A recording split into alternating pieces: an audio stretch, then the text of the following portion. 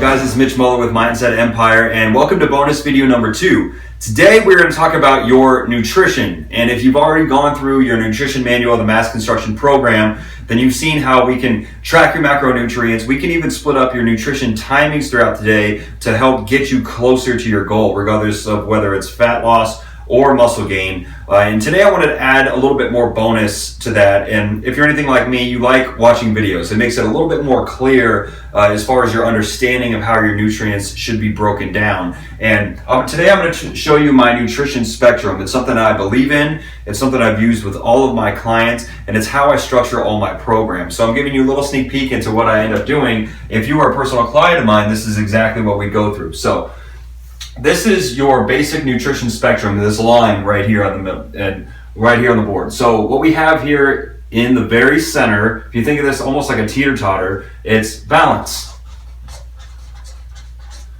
Now we want to maintain some sort of nutritional balance all the time. Our bodies want to, we're trying to survive. That's all it is. If you're in the gym, you're working hard, you're breaking down muscle tissue, your body doesn't know what you're doing. It just knows that it needs to learn to adapt to that stimulus so that it can be prepared for it next time, because it doesn't know how long it's going to last or whatever. In any circumstance, it almost thinks that you're dying and is trying to keep you alive as long as possible. So there's always balance no matter what, and our bodies that's how we're naturally built. So as far as your nutrition goes, on one side of this we have fat burning or fat loss. And the other side of this, we have muscle building. Now, like I've talked about before, of where some people can do both, they can accomplish both goals at the exact same time, where they're getting fat loss and they're building muscle at the same time. The majority of those people that can do that at an extended rate are usually the ones that are brand new. People I've worked with in the gym setting back in the day where they're overweight and all that stuff. Usually that population, they can burn off a lot of fat and gain a lot of strength and muscle mass at the same time. But as I want you to understand that the more advanced that you get, the harder and harder it is for that to happen. And that's just me being honest. So with your balance for your fat burning, usually it'll swing one direction or the other. So with your fat burning, what you want to do, let's say right here in the middle, you have basic balance to where you're in maintenance mode. You're maintaining what you have, calories in, calories out. So this full spectrum is going to be based off of your overall calories. So let's say right here in the middle, that is your, I'll put a little star right here, your ultimate fat burning zone, to where as far as where your calories are, where you lower them. So let's say maybe it's like minus 500 a day. Or so. That's a typical number to where you would go 500 calories less a day, and maybe you would expel another 500 with exercise. So you're in a deficit of 1,000 calories a day, which is pretty substantial actually. So if you go through here, this is a basic fat burning zone. Now, the further and further that you go this direction, so imagine that this line is kind of going back and forth. Your body's never going to stay in one spot, obviously. It's always a moving target. So with your calorie count, your fat burning, let's say it goes in here and you're hanging out in here for a while, which is great. You're burning off fat. Maybe this lasts for 2 weeks, 4 weeks, 8 weeks, whatever. You're kind of hanging out in here, which is great. But eventually, your body's going to start shifting back this direction. And the reason why that is because it wants balance no matter what. So what do people do when they're trying to burn off fat and all that? They start decreasing their calories even more, going this direction, shifting down like, oh, I need to burn even more because my body's trying to go this way. But what my 100% rule of thumb is there is a spot right here. This is where I like to call it like no man's land. Past this point, and this point is called your resting metabolic rate. And just for overall understanding, this spectrum is based off of your calories, just to make it easier, because there's balance in a bunch of different things, like I said, but we're going off of your calories right now. So let's say you're negative 500, you're good right there, like I just mentioned. Now, so for your overall calorie count, you start approaching your resting metabolic rate. Now, what is your resting metabolic rate? This is how many calories that your body burns in a coma during the day. So if you're laying in a bed, like literally not even moving, if you were in a coma just or sitting on the couch not doing anything, that's how many calories your body would expel just to be alive, just for a basic production of hormones, just every basic energy production. And the more muscle that you have on your body, the higher this number is going to be. Whereas mine, based off of my calculations, I'm about 2,200 calories burned per day. So what does that tell me for this? If my body naturally burns 2,200 calories a day at rest doing nothing, that's not including digesting food, that's not including extra exercise on top of that. Why, this is the biggest question, I want you to take this home, write this down. Why on earth would you decrease your calories below this number? Why? It makes absolutely zero sense that you would structure a meal plan under these amount of calories, because obviously that's how many your body is burning at rest. If, let's say I decrease it to, I'm having 2,000 calories a day, now I'm down in this area, maybe right there, under my resting metabolic rate. I have workouts on top of that, so you add another 500 to 1,000 calories with cardio and all that stuff. Now it's shifting this direction and almost going to the red. So you're like balance, beep, beep, beep, good. And then you start going towards this beep, beep, beep, beep, beep, beep, beep, beep, beep. It's fighting. Your body's going to start fighting you. And that's the problem that we have, where this is my number one rule of thumb for nutrition, is find out what your resting metabolic rate is. And if you go through your nutrition manual, you can find that out. And there's a bunch of different ways too. If you have access to a metabolic cart, there's a bunch of testing, and if you're in a major city, they should have it somewhere. Just look it up and find a lab that does it. They're gonna be able to tell you how much fat you burn at rest, carbs, all those fun things. But you'll be able to find an accurate resting metabolic rate.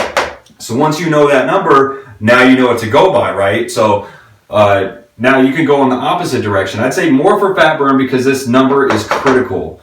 The only time, I can say this actually with confidence, the only time that you can, or that I've seen people go past this number, is when you have a higher level of extra testosterone in your system, and that is steroids. So when you have a higher amount, which is promoting greater hormone production, which is keeping your body anabolic, it's keeping your muscle on your body, you can now push this boundary a little bit more, which is getting into other things that are completely outside of this program. But just as an educational point of view, that's kind of where it goes. But for the natural athlete, the natural person that wants to build muscle and burn fat the right way, you do not need to lower your calories completely. I mean, I've had friends, they started a program with a personal trainer that they were at 1,700 calories a day to start their fat burning for a show.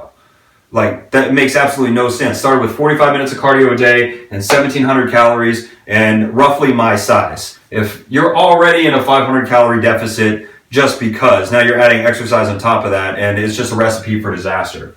So that's your fat loss protocol. So remember this number, and remember that you always want to sit in this zone. So if your body stops responding after a while, which it will, you start hitting that plateau, like maybe I'm not burning as much fat as I was before, that's when you change up the variables a little bit. But you need to start high. You need to start higher with your calories to where this is the lowest number that you get to. So let's say that you set yourself up for 12 weeks of a fat burning program.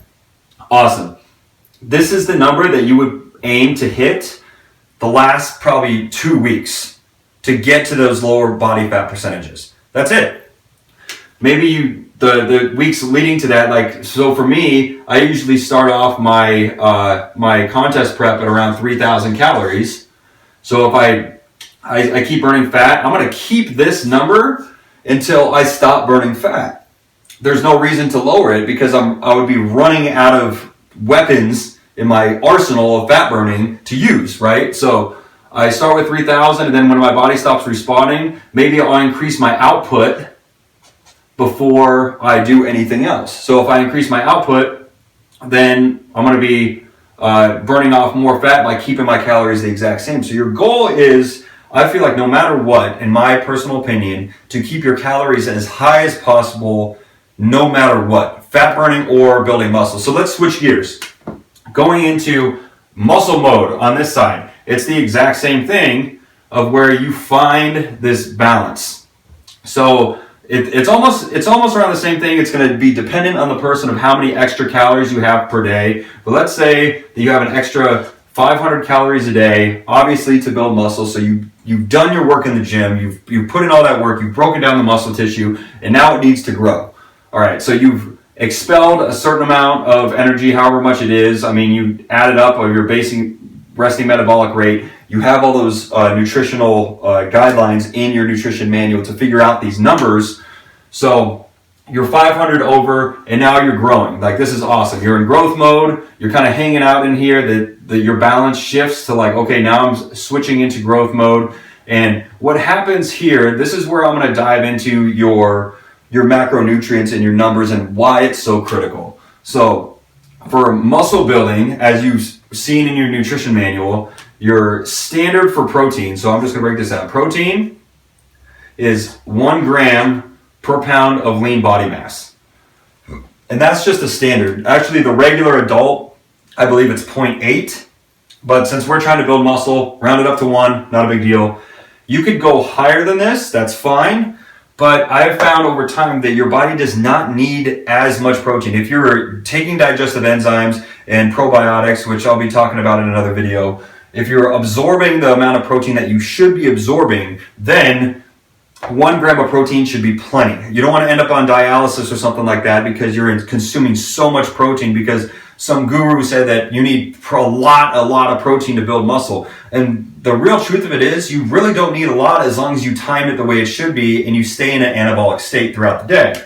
So your protein stays at 1 gram per pound of, I'm not sure if I said lean body weight or lean body mass. Correct me if I'm wrong, it's lean body mass. So there's no reason to add extra protein for the fat you have on your body. It doesn't make sense.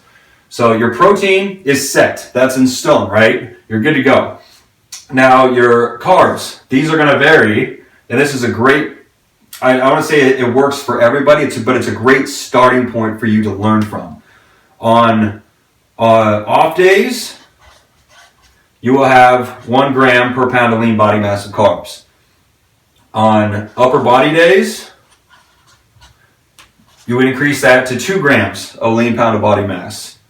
And on leg days, which it could be 1 or 2, depending on what you're doing, you increase it to 3 grams per pound of lean body mass. And that's standard. So you can see how your carbs are going to fluctuate depending on what your goal is for that day. Obviously, you don't need 3 grams of carbs per pound of lean body mass when you're training your arms. It's a smaller muscle group. You don't need a whole lot there. So now your protein is set. Your carbs are set. Now, here is your variable that needs to change, your fats. Fats, I'd like to start at 0.4 grams per pound of lean body mass. For those of you guys that like numbers and you want to see the details, here it is. I will start at 0.4 grams of lean body mass for fat. And this is where you have to track your results over time. So if I'm tracking and I realize that my body is gaining and it's going up a little bit by how much I want per week, bam, I nailed it. It's really, really good. So if you add these numbers up, your calories are going to be changing day to day to day, and that's fine. However, at the end of the week, if your average is not growing and you're still staying or you're even losing, that's when this number would increase. Now, I want you to be able to think logically about this because this is what Mindset Empire is all about. I want to provide you with enough information to where you can think logically for yourself of what will work and what won't. It's just an intelligent approach. So here's where people end up going wrong, and I really want you to pay attention to this part because it's huge.